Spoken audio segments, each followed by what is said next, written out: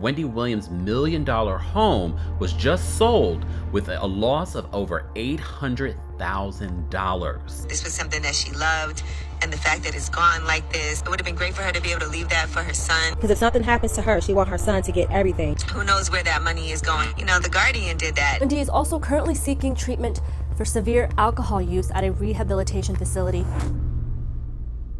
Wendy Williams' guardian is ruining her life. Not only did she send Wendy away for good and cut her off from her family, she's also selling all of Wendy's prized possessions. Sabrina is her guardian's name, and this woman is trying to cash in. She even sold Wendy's multi-million-dollar condo for much less than it's worth. So what's going on with Wendy, and why is this terrible guardian controlling everything? Let's get into it.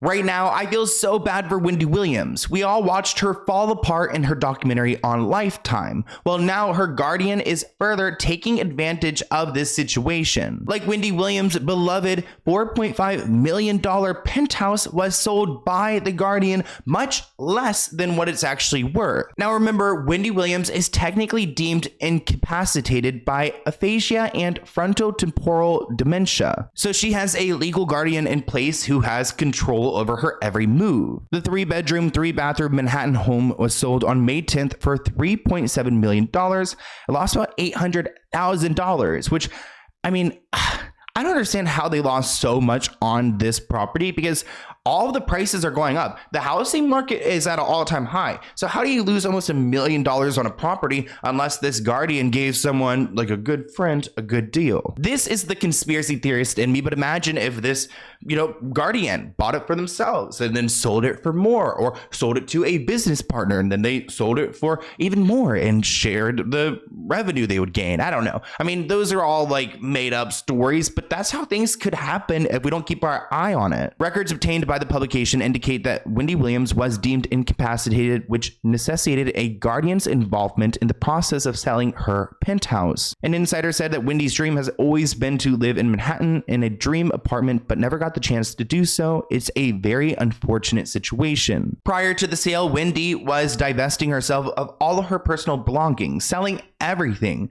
We actually saw this play out in the documentary. She was selling a bunch of random items because she claimed she was so broke, but really her guardian had all of her money. I just think about like protecting things that you own, because you never know what's going to happen in life moving forward.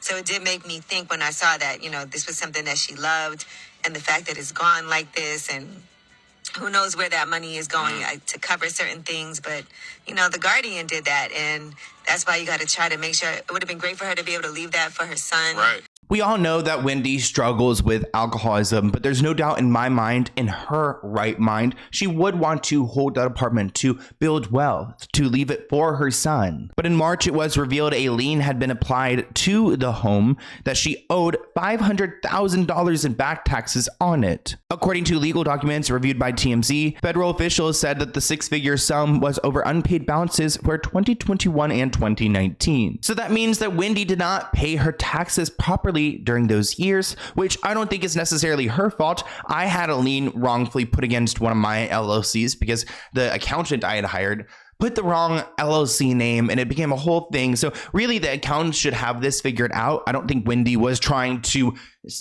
scheme the system, especially because during those years she was working, she was making money, so she could have paid her taxes. Probably the accountant just didn't file it properly. Wendy's guardian Sabrina had put out a statement making it very clear that she's not responsible for these unpaid taxes. She's been in the picture for about 2 years, so this went down before her time. She wants to make that very clear because Sabrina is incredibly defensive. Remember, she tried to stop this documentary from coming out. She's trying to stop people from speaking out. She's trying to stop Wendy from communicating with her family.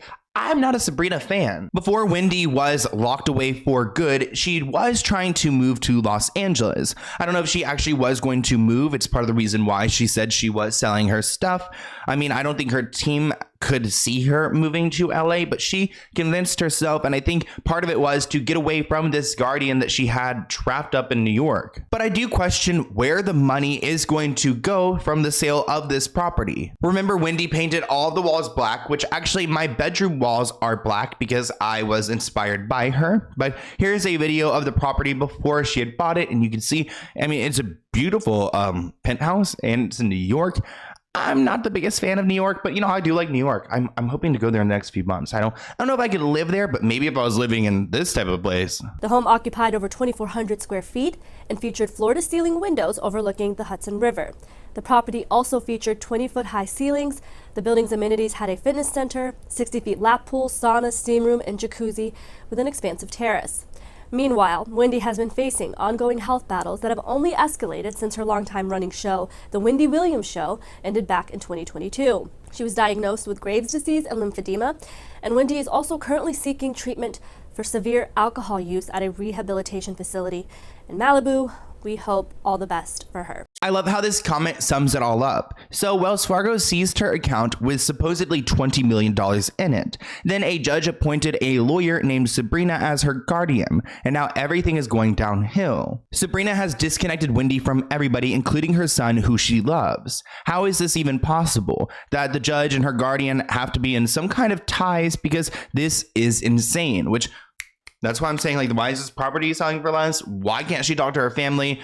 They're not a bad influence. It seems like Sabrina is. This person wrote, man, you gotta feel for Wendy. Prayers up for you, Wendy. Another person wrote, someone needs to find her and arrest her guardian. Another person added, there's something about this entire situation that doesn't sit well with my spirit. Finally, this person, Ashley, commented, they're doing her so wrong. Another comment reads, no property in 2024 should be selling less than what you paid for it, which I agree. There is no property that is selling less. That is like enough of a red flag for me to be like, get the guardian, there's something wrong here. Like you guys know I just bought a property. I owe, like, you know, it goes up. It's never going down. So there's something very wrong about that. And that's enough for me to be like, okay, let me look into these documents because there's something wrong. I'm over here snapping. I'm all riled up because this does not happen. Like, so who got a deal? Who did Sabrina sell it to? It seems like it was Sabrina versus the family and the documentary producers. Actually, Wendy Williams' documentary producers revealed they became really worried with the TV star's living conditions. They were very dire and scary during filming. I can't imagine how she's doing now. Mark Ford and Erica Hansen, who served as executive producers, said that they were worried about Wendy's circumstances during production, as she was shown to have been living alone and without food in her refrigerator, and she sought to get in touch with her loved ones, but she couldn't. Quote, towards the end of the documentary, we were very worried, saying to her management, who was the only other person coming into her apartment on a daily basis, that something has to be done to help her. This is getting very scary. The deeper we got into it, we did not want to let go of Wendy until we got her back in touch with her family, because we felt that at certain points, that's who's going to be there for her. They also claimed that Wendy's guardian, Sabrina, was not responding to any kinds of calls for help. So this woman who's supposed to be taking care of Wendy wasn't. Producers of the Wendy Williams documentary say they wouldn't have begun filming if they had known she had dementia. One of the producers claimed the documentary would follow her sobriety journey. Did you drink this whole thing today? Keep it there. Okay. Keep it there. We know it's not easy for a lot of people to watch, but once we were in it, we felt like we were more scared about what would happen if we stopped filming than if we continued. However, the storyline was derailed because they didn't know the state of her dementia. Williams is said to be in an undisclosed facility and is yet to see the show. I still want to know the answer to where is Wendy now? I mean, I heard she was locked up in Scandinavia in some facility and that she can't call anyone. What has Sabrina done with her? Producer said, and because Wendy was under guardianship, her family couldn't just fly up and hang out with her and decide to get involved in her medical care. They were removed from that process by the court so they could face legal ramifications if they got too involved. So her family could go to jail if they tried to mess around in her life, which they're just trying to help, and they have the best interest. service. Producer Mark Ford said the documentary took a turn when they tried to expose what these guardianships are like, especially when the family is not involved. They said they felt it was incomprehensible that Wendy's son Kevin didn't know where she was and couldn't call her despite previously trying to help his mother with her addiction issues. So it's not like her family was a bad influence. They're a good influence. They should be a part of her life. They said, I just think in the end, you really see what happens when a guardian has complete control and the family is cut out and they don't know how she's doing or being treated medically. They also have no idea what's happened to her finances. Mark said it was important that there are ways for families to call out abuses they feel like are happening. They also claim the family is open. The family wants it all out there because they're lost, they're confused. So the secrecy really does not help their situation at all. And it's really not helping Wendy's care. These producers were around and saw it firsthand. Meanwhile, I want to talk a little bit about Wendy Williams' ex-husband, Kevin Hunter. Headlines read that Wendy Williams' ex-husband, Kevin Hunter, vanishes from social media. As soon as this condo was sold, her ex-husband, Kevin Hunter, who used to post on Instagram, completely deleted it. Earlier this year, Kevin filed a petition to obtain severance payments from Wendy due to their divorce settlement. Yet, Sabrina has actually argued this, saying that because Wendy's not having any money coming in, that Kevin doesn't deserve any money, which I don't think Kevin deserves any money at all. He's an absolute loser. But Kevin actually accuses Sabrina of withholding access to Wendy's money and illegally taking money out for herself. The last thing Wendy Williams remembers is being betrayed by her husband. A lot of people do not know how dirty this guy did her and how much she really loved this man. That's why this clip where she says her real name is Wendy Hunter is especially heartbreaking to me. Last thing she really remembers is her man betraying her and getting a divorce. Real name is Wendy Hunter. Hunter. Yep. And I'm divorced. Yes. He's got no money. Kevin Hunter is a monster for what he had put Wendy through and how he's still asking for money. But I do hear him out when I'm like, he's saying Sabrina's stealing money for herself. I mean, let's investigate every claim. But it looks like Kevin Hunter Jr. isn't in a great place either. He was served with an eviction notice. So I wonder if his father is going to step in. Yet his father doesn't have any money. So really everyone's screwed. They got to go make money for themselves. Oh my gosh. Imagine a world where you have to make money for yourself. You're not a trust fund baby. You're not married to someone rich. You have to go and work. You have to go and do it for yourself. It's such a foreign idea nowadays.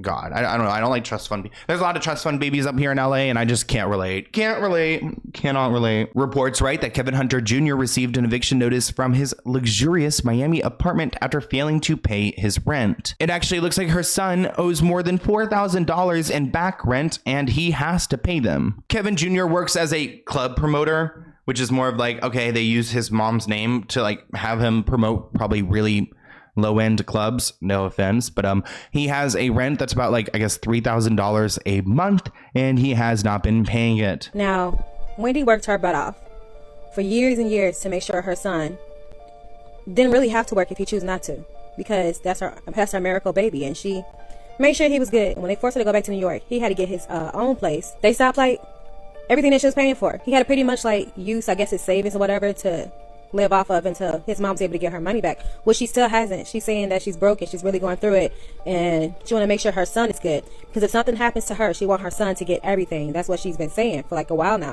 Despite Wendy's family not being able to contact Wendy can call them on a blocked number. According to family, Wendy Williams sounds outstanding. She's in a treatment facility under the care of a court-appointed guardian as she battles health conditions. Her brother Tommy told Entertainment Tonight, I hear, hey Tommy, how you doing? You know what I'm saying?